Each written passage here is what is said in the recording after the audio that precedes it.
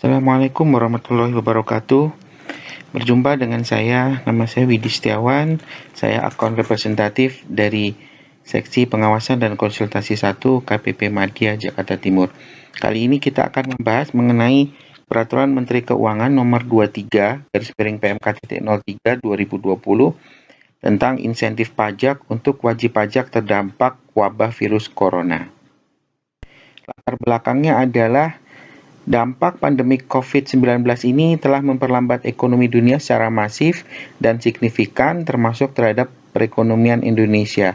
Untuk itu, pemerintah telah dan terus melakukan langkah-langkah cepat untuk mengantisipasi beberapa dampak ini.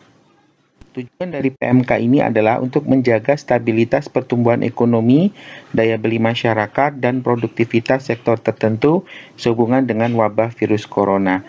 Selanjutnya, untuk mendukung penanggulangan dampak virus corona.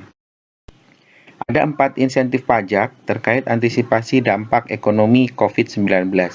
Yang pertama adalah PPh pasal 21 ditanggung pemerintah selama 6 bulan. Yang kedua adalah PPh pasal 22 impor dibebaskan selama 6 bulan. Yang ketiga adalah diskon PPh pasal 25 sebesar 30% selama 6 bulan. Yang keempat adalah restitusi PPN dipercepat selama 6 bulan. Untuk eksportir tidak ada batas restitusi, sementara untuk non-eksportir nilai restitusinya paling banyak 5 miliar. Sementara sektor yang terkait adalah untuk pasal 21 ada 440 KLU dan ini tercantum di lampiran A PMK 23 2020 atau WP yang memenuhi KITE atau mendapat fasilitas KITE IKM. KITE adalah kemudahan impor untuk tujuan ekspor, sementara IKM adalah industri kecil dan menengah. Sementara untuk sektor terkait PPh pasal 22, 25, dan PPN adalah ada 102 KLU, ini ada di lampiran F, dan masih menyangkut WP KITE atau WP KITE KM. Apabila kita bahas menjadi seperti ini. Jadi yang mendapat fasilitas PPh pasal 22, PPh pasal 25, dan PPN adalah sebagaimana tercantum dalam lampiran F, yaitu KLU yang tercantum dalam lampiran F, atau WP yang mendapat fasilitas kemudahan impor untuk tujuan ekspor, atau WP KITE IKM, industri kecil dan menengah. Sementara yang mendapat fasilitas PPh 21 ditanggung pemerintah adalah sebagaimana tersebut dalam lampiran A, PMK 23 2020, WP KITE atau WP KITE IKM. Persatu dimulai dari PPh pasal 21 ditanggung pemerintah. Jadi yang ditanggung oleh pemerintah selama 6 bulan adalah untuk pegawai atau pekerja dengan penghasilan bruto tidak lebih dari 200 juta rupiah. Mekanismenya seperti apa? Jadi apabila pegawai masuk dalam kriteria ini, A, dia menerima atau memperoleh penghasilan dari pemberi kerja yang KLU-nya masuk di lampiran A, atau pemberi kerja yang telah ditetapkan sebagai perusahaan KITE. Lalu yang B, pegawai itu memiliki NPWP. Lalu C, pada masa pajak antara April sampai dengan September 2020, menerima penghasilan bruto yang bersifat tetap dan teratur yang disetahunkan tidak lebih dari 200 juta. Jadi, misalkan dalam 1 bulan, misalkan dalam bulan April 2020, pegawai itu mendapat penghasilan bruto 10 juta rupiah. Maka ketika disetahunkan, 10 juta dikali 12 adalah 120 juta. Maka dia tidak lebih dari 200 juta. Apabila pegawai itu mempunyai NPWP dan bekerja pada pemberi kerja yang masuk di KLU atau perusahaan KITE, maka pegawai tersebut PPh pasal 21-nya ditanggung oleh pemerintah. Jadi, pemberian insentifnya seperti apa sih? Jadi misalkan pegawai itu penghasilannya 10 juta rupiah. Dipotong PPh 100.000, maka dia membawa uang 9,9 juta setiap bulan. Akan tetapi karena ada insentif ini, maka 100.000 PPh 21 ditanggung oleh pemerintah, sehingga tidak perlu dibayarkan ke kas negara. Sehingga 100.000 itu diberikan lagi kepada pegawai yang bersangkutan, sehingga pegawai yang bersangkutan membawa pulang uang 10 juta penuh, tanpa dipotong oleh PPh 21, karena 21-nya ditanggung oleh pemerintah. Ini diberikan sejak maksimal 6 bulan sejak si pemberi kerja menyampaikan pemberitahuan sampai dengan masa pajak September 2020. Jadi misalkan pemberitahuan disampaikan di April ini, bulan ini, maka insentif berlaku dari masa pajak April sampai September 2020. Nah, ini format surat pemberitahuan yang harus disampaikan oleh pemberi kerja kalau ingin mendapat fasilitas PPh pasal 21 tersebut. Akan tetapi, untuk kemudahan, maka pemberi kerja mengajukannya lewat DJP online. Jadi masuk ke menu DJP online, di situ ada menu pemberitahuan pemakaian insentif PPh pasal 21 ditanggung pemerintah. Nanti otomatis real time mendapat tanda terima apabila memang telah memenuhi syarat.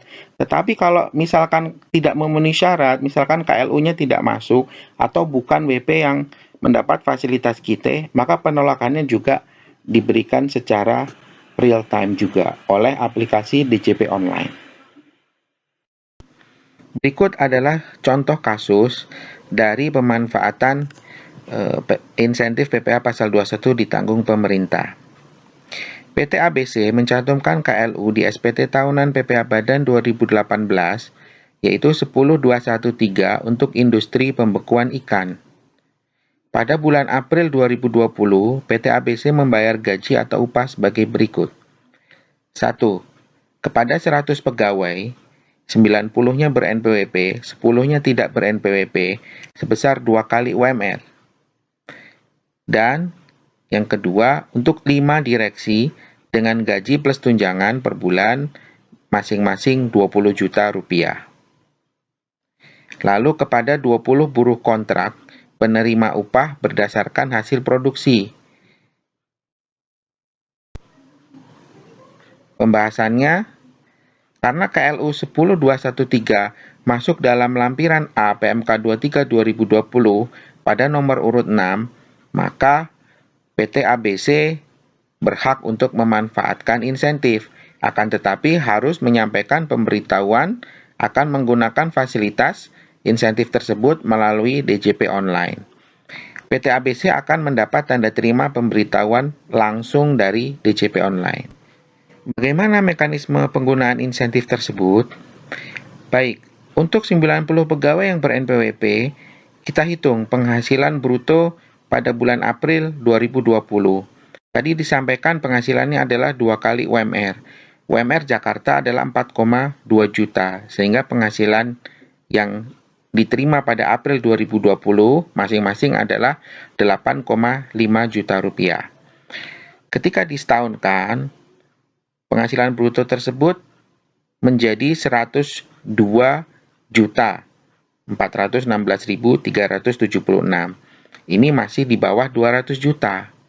Nah, atas 10 pegawai yang tidak ber-NPWP, walaupun penghasilan brutonya jika disetahunkan kurang dari 200 juta, dia ada beberapa efek. Yang pertama, PPh terutangnya yang harus dibayar 120% lebih tinggi dari yang seharusnya.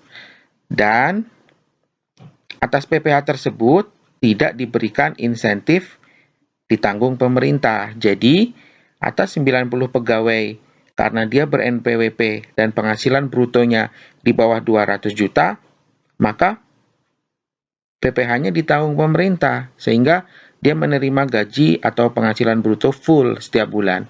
Tapi 10 pegawai ini tidak ber-NPWP, maka dia PPh-nya tidak diberikan insentif ditanggung pemerintah. Terus penghasilan direksi tadi dihitung masing-masing 20 juta rupiah. Ketika disetahunkan maka 240 juta, sehingga PPh yang terutang atas penghasilan bruto tersebut tidak dapat diberikan fasilitas PPh ditanggung pemerintah. Untuk yang upah kepada penerima upah berdasarkan hasil produksi, tetap mendapat fasilitas PPh ditanggung pemerintah asalkan punya NPWP dan penghasilan bruto jika disetahunkan tidak melebihi 200 juta. Apabila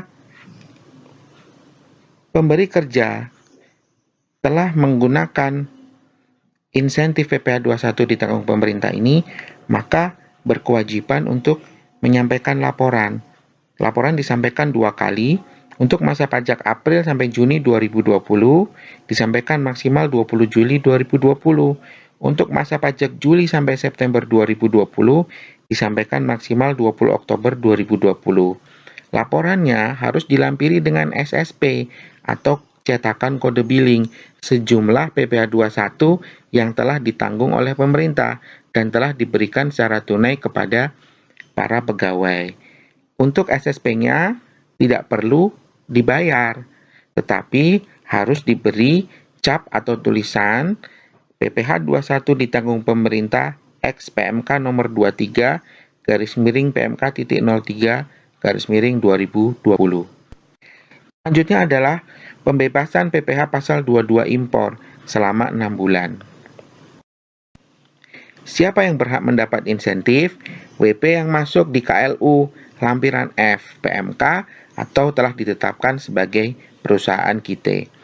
Ini sistemnya menggunakan SKB atau surat keterangan bebas. Jadi wajib pajak ketika ingin memanfaatkan insentif PPh 22 impor ini harus mengajukan SKB terlebih dahulu. Format SKB seperti ini, tetapi para wajib pajak tidak perlu khawatir karena menu untuk permohonan SKB telah ada di DJP Online dan apabila memenuhi secara real time, SKB diterbitkan secara otomatis oleh aplikasi DJP Online. Baik, sama seperti PPh 21, ketika sudah memanfaatkan insentif PPh pasal 22 impor, maka harus menyampaikan laporan realisasi PPh 22 impor. Laporan ini disampaikan sama seperti pasal 21, 2 kali, April Juni di 20 Juli 2020 dan Juli September di paling lambat 20 Oktober 2020. Selanjutnya adalah insentif pengurangan PPh pasal 25 sebesar 30% selama 6 bulan. Penerima insentif sama persis seperti PPh pasal 22 impor tadi, yaitu yang masuk ke lampiran F atau perusahaan yang telah ditetapkan sebagai perusahaan KIT. Dan apabila telah memenuhi syarat, maka harus menyampaikan pemberitahuan. Pemberitahuan formatnya seperti ini, tetapi sama seperti insentif yang lain, untuk wajib pajak dipermudah dengan pengajuannya online melalui DJP Online. Sifatnya adalah pemberitahuan sehingga ketika aplikasi menerima, maka Bapak Ibu akan mendapat bukti penerimaan surat. Ketika sudah memanfaatkan insentif PPh pasal 25, maka harus menyampaikan laporan realisasi pengurangan besaran angsuran PPh pasal 25. Sama persis, April Juni maksimal 20 Juli 2020, masa Juli September maksimal 20 Oktober 2020. Fasilitas terakhir adalah restitusi PPN dipercepat selama 6 bulan, baik itu untuk eksportir maupun non-eksportir. Jadi, wajib pajak yang memenuhi kriteria masuk di lampiran F atau WP perusahaan KIT diberikan restitusi dipercepat dengan pengembalian pendahuluan. Prosesnya 1 bulan, beda dengan pemeriksaan yang prosesnya 12 bulan. SPT masa yang diberikan pengembalian pendahuluan meliputi SPT masa sejak bulan April 2020 sampai dengan SPT masa September 2020 yang disampaikan paling lambat 31 Oktober 2020. Ketika wajib pajak mau memanfaatkan insentif PPN ini, maka tidak perlu ditetapkan sebagai PKP berisiko rendah. Artinya tanpa keputusan PKP berisiko rendah. Ditjen Pajak pun tidak menerbitkan keputusan penetapan secara jabatan sebagai PKP berisiko rendah. Sehingga ketika Bapak Ibu memenuhi syarat, masuk KLU-nya di lampiran F, ataupun perusahaan yang ditetapkan sebagai perusahaan KIT, maka boleh untuk mengajukan restitusi dipercepat dengan pengembalian pendahuluan. Itu saja yang dapat saya sampaikan. Apabila ada pertanyaan, silakan disampaikan di komentar. Pajak Kuat, Indonesia Maju. Mohon maaf apabila ada kesalahan. Wassalamualaikum warahmatullahi wabarakatuh.